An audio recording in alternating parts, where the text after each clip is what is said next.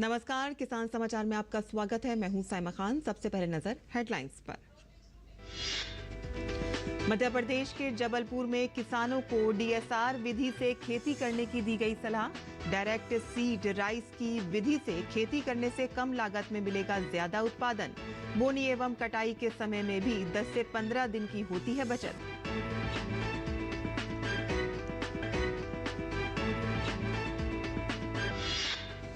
Millets का hub बनेगा बिहार का औरंगाबाद। किसानों को मिलेगा प्रति एकड़ 4,000 रुपए का अनुदान। 6,482 एकड़ भूमि की गई चिन्हित।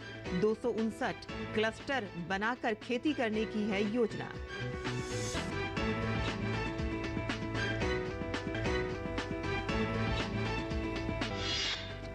किसानों के लिए साल के 12 महीने होने वाले पपीते की खेती बनी मुनाफे का सौदा। पपीते की खेती करके प्रति हेक्टेयर 4 से 6 लाख रुपए की कर सकते हैं कमाई। गर्मी के मौसम में पपीते की बाजार में अच्छी रहती है मांग। और राजधानी दिल्ली समेत देश भर में भीषण गर्मी का प्रकोप। मौसम विभाग ने 16 मई से राजस्थान, पंजाब, बिहार, हरियाणा, उत्तर प्रदेश, चंडीगढ़ और दिल्ली के अलग अलग इलाकों में हीट वेव की संभावना व्यक्त की। केरल के पथानमथिट्टा और इडुक्की जिले में बारिश की संभावना।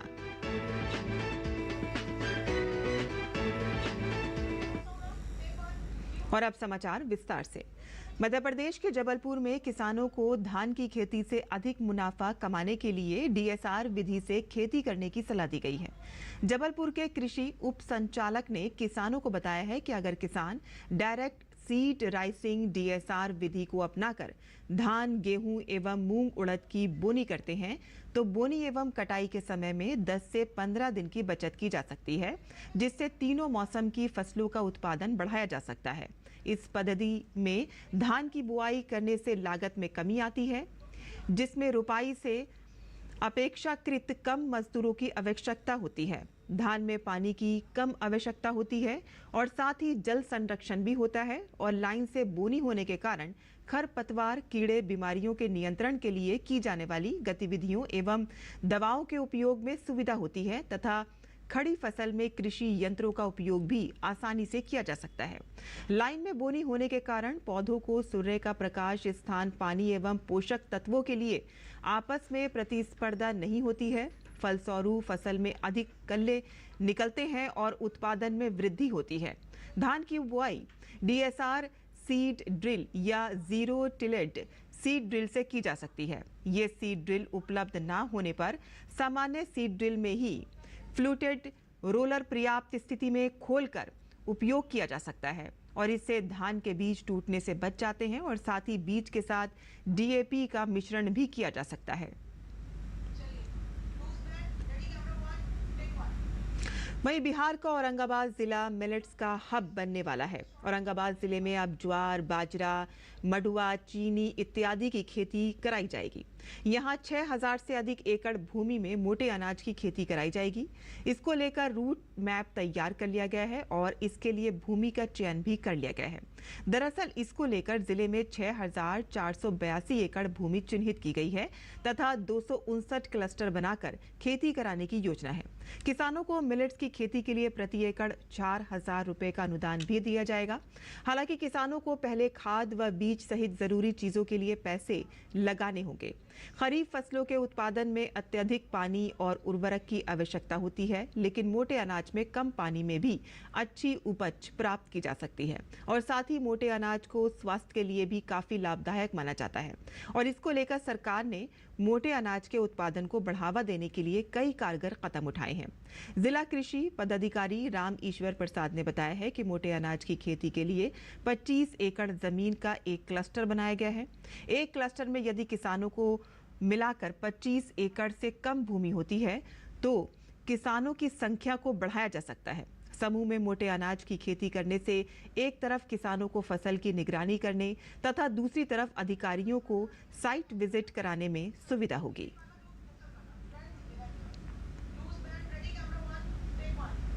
वहीं किसान कई प्रकार की फसलों की खेती करके आय बढ़ा रहे हैं। गेहूं, धान, चना, सरसों के अलावा सब्जियों की खेती करके किसान अपनी आय में बढ़ोतरी कर रहे हैं और इसी के साथ ही कई किसान फलों की खेती करके काफी अच्छा मुनाफा कमा रहे हैं। गर्मी के मौसम में फलों की बाजार मांग काफी अच्छी रहती है और इसमें पपीता एक ऐसा फल है जो साल के 12 महीने बाजार में मिलता है और इतना ही नहीं, पपीते के भाव भी काफी अच्छे मिल जाते हैं।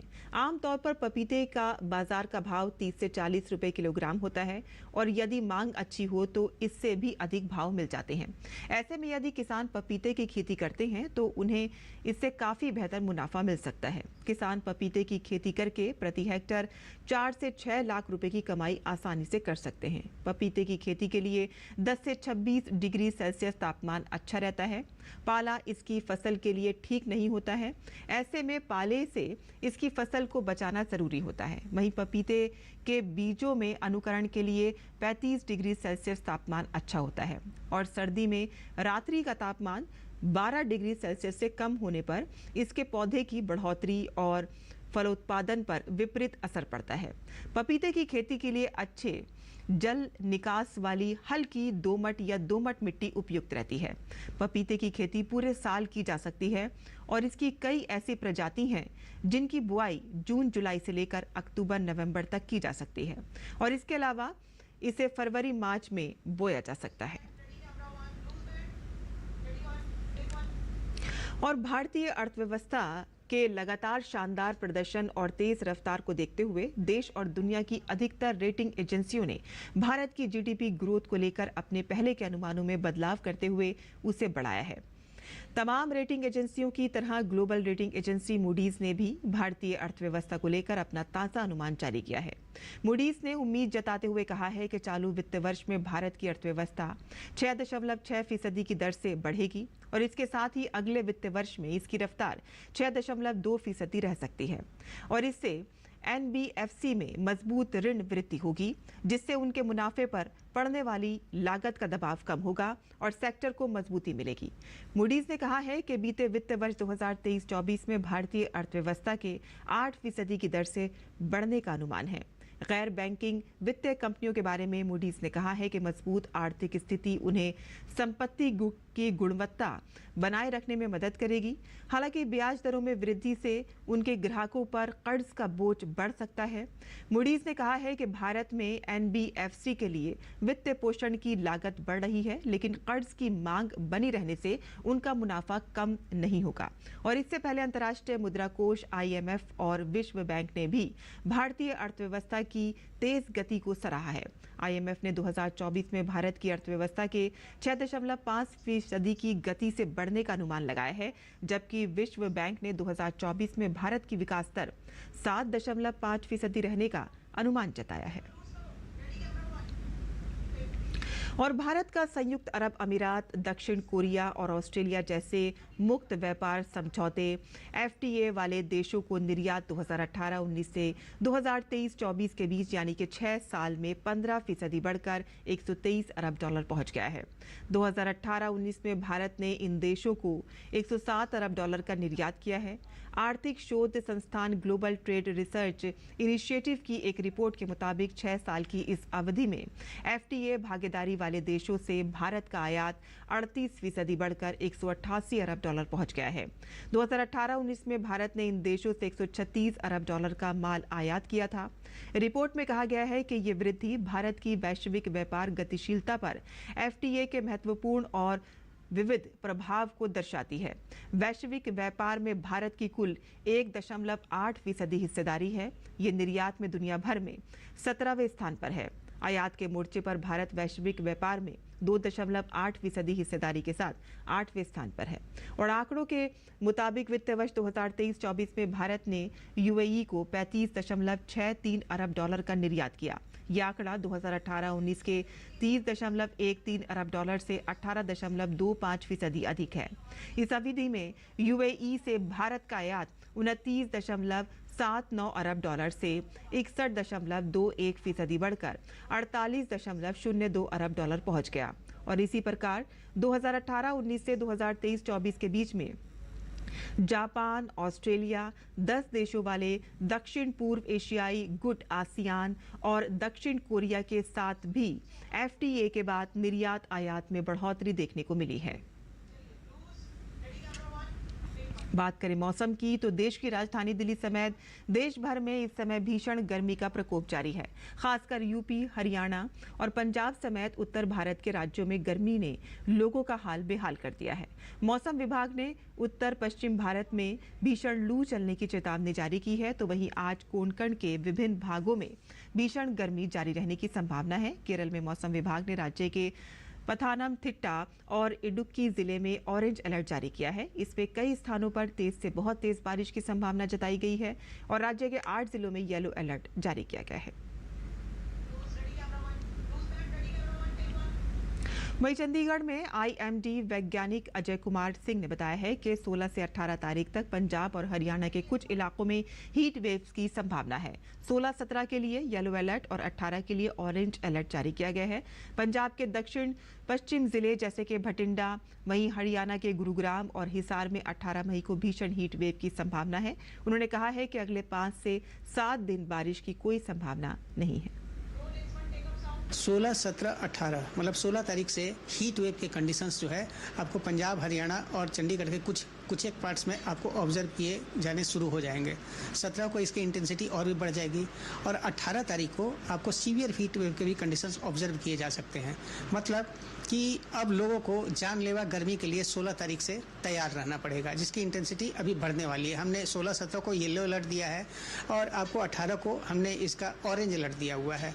अब लोगों को सबसे पहले कि ज़रूरत पड़ने पर ही आप घर से बाहर निकलें, और यदि आप घर से बाहर भी निकलते हैं तो कोशिश करें कि अपने चेहरे, मुंह और सर को सफ़ेद कपड़े से अच्छी तरह से ढक के रखें। 7 दिनों तक हमको ऐसा कोई सीन नहीं दिख रहा है कि कहीं आपको बारिश होने की संभावना है, तो हम कह सकते हैं अगले 5 से 7 दिनों तक गर्मी से आपको राहत नहीं मिलने वाली है।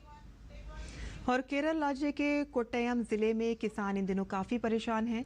देश भर में इस समय भीषण गर्मी का प्रकोप जारी है और इसी तपती गर्मी के कारण कोट्टयम के किसान, मुख्य रूप से धान की खेती से जुड़े किसान भी अछूते नहीं हैं। उनका कहना है कि भीषण गर्मी से उनकी धान की फसल को नुकसान पहुंच रहा है। और आइए अब जान लेते हैं देश भर की मंडी का भाव।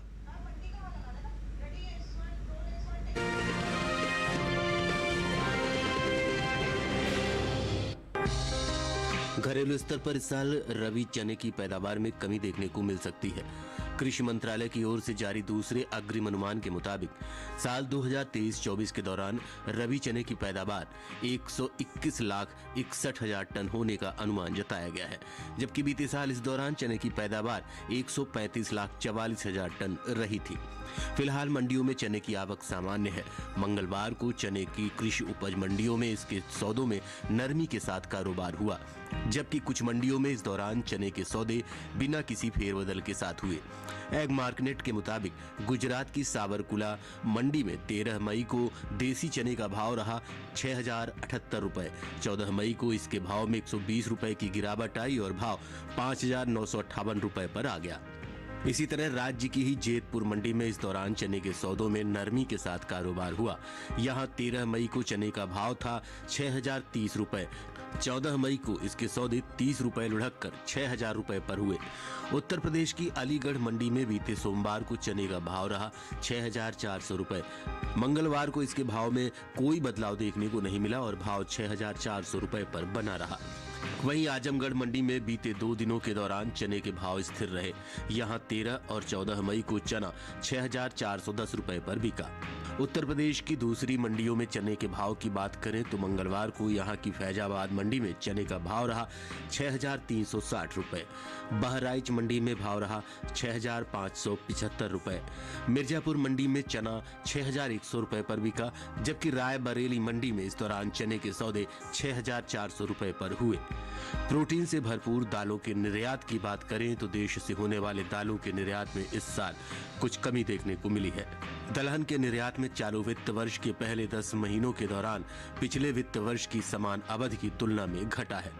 एपीडा के मुताबिक साल 2023-24 में अप्रैल से जनवरी महीने के दौरान कुल दलहन का निर्यात 4,56,435 टन का हुआ है, जबकि साल 2022-23 के दौरान दलहन का कुल निर्यात 5,39,454 टन का हुआ था। यानी इस साल कुल दलहन के निर्यात में करीब 83,000 टन की कमी देखने को मिली है।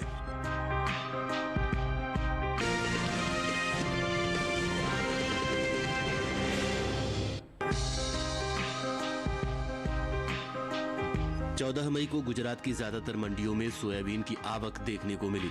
भाव की बात करें तो दाहोद, अमरेली और धोराजी मंडी में मंगलवार को सोयाबीन के सौदे मजबूती के साथ हुए, जबकि जेतपुर मंडी में इस दौरान कोई बदलाव देखने को नहीं मिला।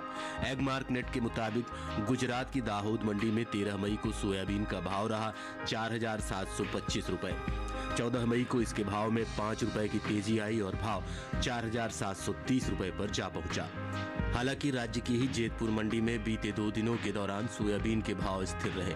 अमरेली मंडी में बीते सोमवार को सोयाबीन का भाव था 4,130 रुपए। मंगलवार को इसके भाव 50 रुपए मजबूत होकर 4,180 रुपए पर हुए, जबकि धोराजी मंडी में इस दौरान पीली सोयाबीन के सौदों में बढ़त के साथ कारोबार हुआ।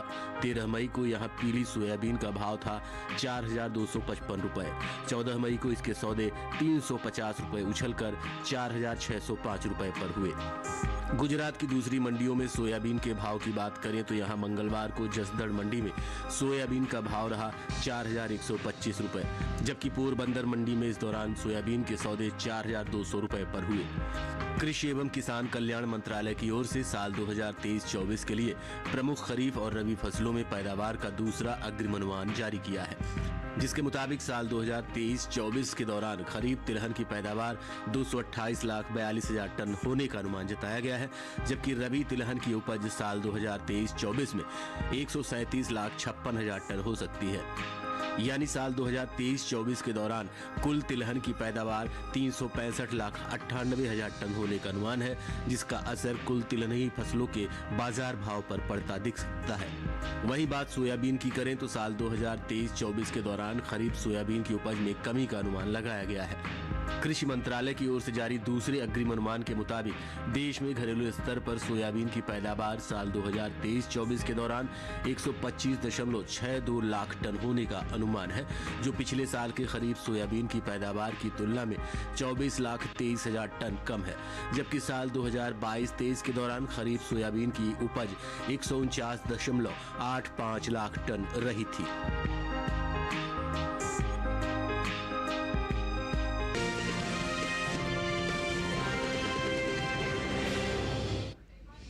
और मंडी खबर के बाद अब बात करते हैं मौसमी खेती की। किसान इस मौसम में कैसे रखे अपनी खेती का ख्याल, आइए देखते हैं।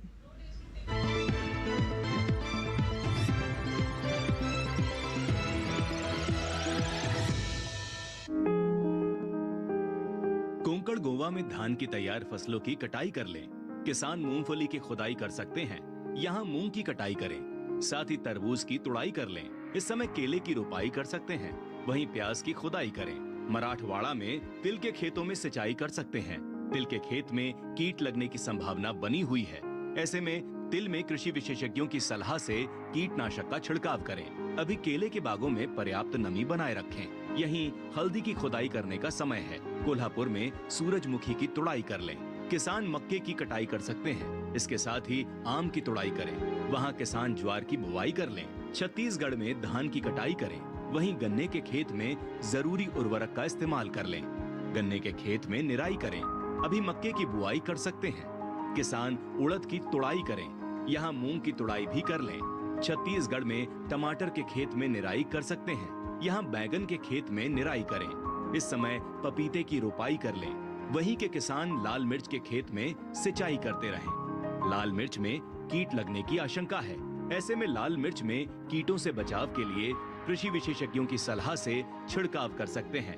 किसान आम के बागों में सिंचाई कर लें। छत्तीसगढ़ में खीरे के खेत में निराई करने का समय उचित है।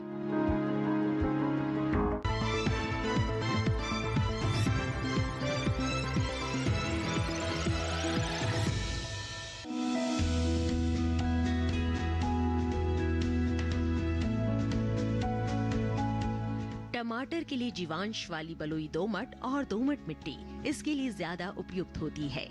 1 हेक्टेयर बुआई के लिए सामान्य किस्म का 400 से 500 ग्राम बीज चाहिए, जबकि संकर किस्म का 150 से 200 ग्राम बीज ही पर्याप्त होगा। जिन किसानों की पौध तैयार हो गई है वो अब इसकी रुपाई कर ले।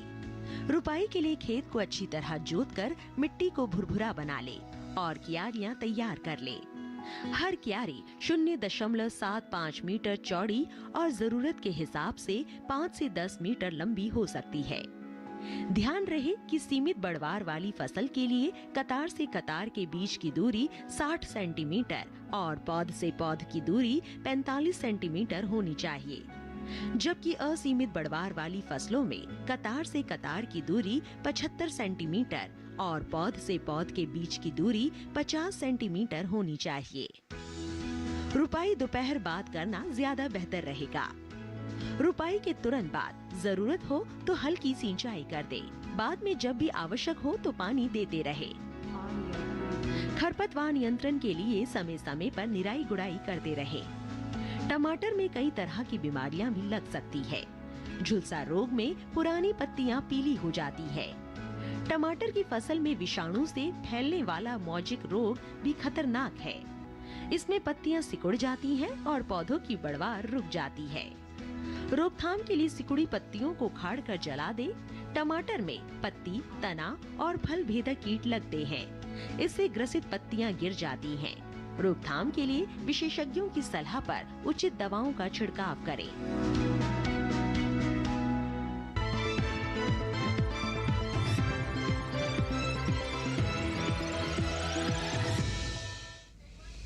और खेती किसानी से जुड़ी खबरों के बाद आइए अब नजर डालते हैं कुछ और खबरों पर। खास खबर में